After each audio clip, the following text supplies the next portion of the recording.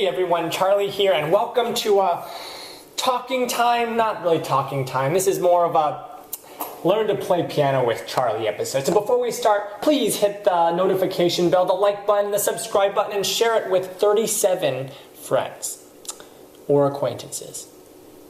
Either one will work. Okay, so today I want to talk to you guys about something that you see a lot in music, and this is probably, I mean, you could talk forever on this subject, but I just want to kind of skim over it real quick and give a few little thoughts of what I think of it. And that's the subject of how to go from playing notes to playing real music, how to like feel the music, how to really get into it. I know a lot of people, I think everyone inherently, whether you play music or not, knows when someone is playing notes versus when someone is really playing music, when someone is really feeling it and really communicating through their music.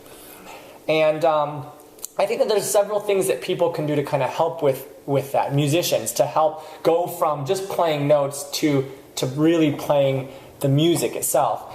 And I've talked about this in a lot of other videos, I think, and on stage and stuff. But you know, for me myself, I would rather miss half the notes and say something with the music, really touch someone with the music, than play everything perfectly correct technically, but then not have it be, not have it really, you know, connect, not really say anything through the music. Ideally, I wouldn't miss half the notes though, too. Hopefully, I could play most of the right notes and speak through the music. That's, you know, that's the ideal. But you get the idea.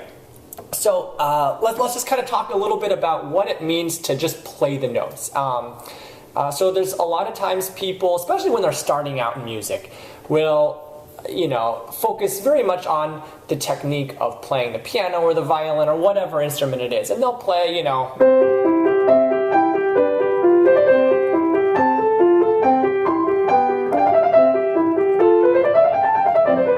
they'll play like it's a MIDI. You know, do you guys know what MIDI is? Remember that you know, MIDI. So it's very robotic. It's just like there's no feeling, right? And hopefully, you know, students will learn how to like be expressive in their music as they're learning the technique, kind of hand in hand. Sometimes it might, you know, happen that they'll learn the technique and then learn the emotion. Some students start the other way. Sometimes they know the emotion, they know the feeling, but they just don't have the technique down. And then at other times, sometimes they'll never get the emotion down, which is not great. There's a few things I think can be done that can help, you know, musicians kind of improve the emotion side. Some things are more like maybe superficial than others, at least on the surface, but I think that they can actually possibly help kind of trigger that musicality to come a little bit more naturally. Let's see if it makes sense. So, you know, for one thing, I think it's important for people to kind of know what they want to say when what they want to say through the music, right? Like if you're playing, you know, it's not really a sad, you know, oh, it's like a touching piece. No, a piece like that is like, oh, it's fireworks, right? It's just to have fun. So you want to have fun. You want to, you know, be bombastic. You know, I don't know if that's the right word to use, but, you know, just kind of over the top. The point of it is to have fun. It's like to show off, right? And then you might have another piece like the Moonlight Sonata. I can't even play it. Here we go. Clearly, the point is not to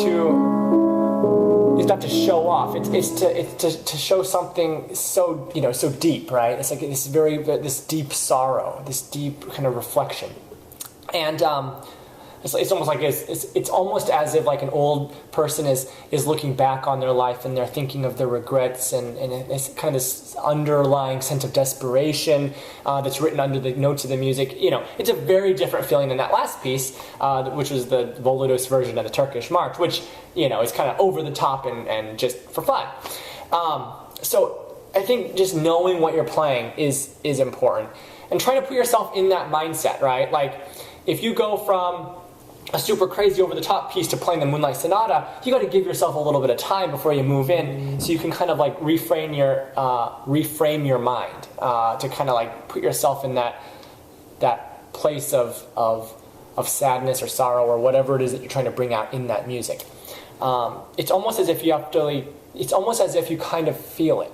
If you're like super happy inside and you don't really try to reframe your mind at least a bit to like put it in that sense of sadness or whatever, and you're playing like the Moonlight Sonata, it might, it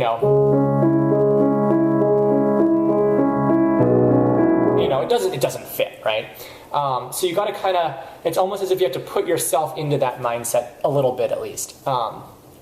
Anyway, another thing that I notice a lot is that, there's the technical parts of like, you need to do phrasing and you need to like shape the notes and everything. And those are all very important things. I'm not going to get into the nitty-gritty of that, but one thing I find a lot of times is that, not always, but a lot of times, I've noticed that people who don't move at the piano play more robotically. And I might get a whole bunch of trolls in the comments saying, oh, that's not true. But I think there's something to be said about that. So I think that there's, some people play like they have a stick shoved up their rear end, and they don't move. And so no matter what they're playing,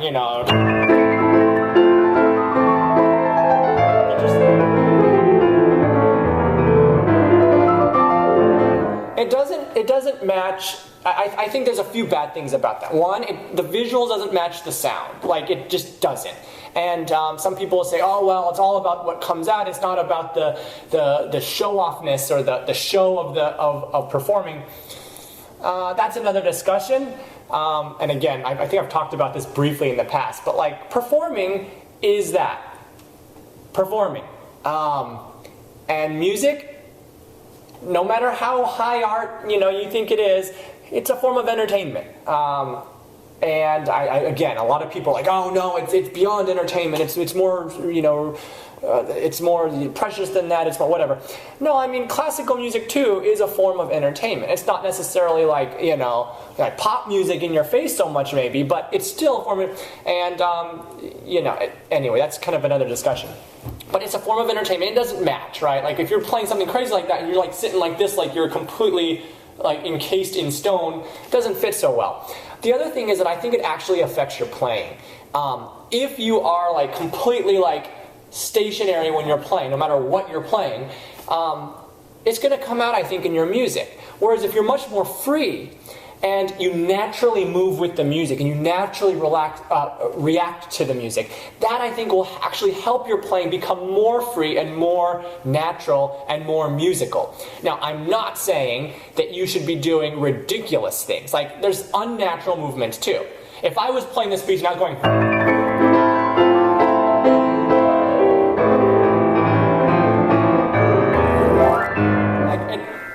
really match, right? Like that's like the movements are herky-jerky, they don't go with it doesn't make any sense at all. That's not what I'm saying, but I'm saying natural movements.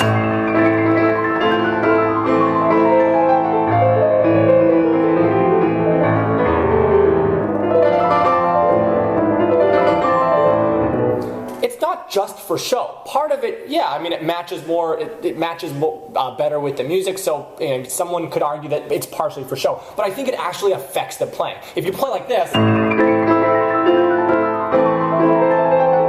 versus if you play like this,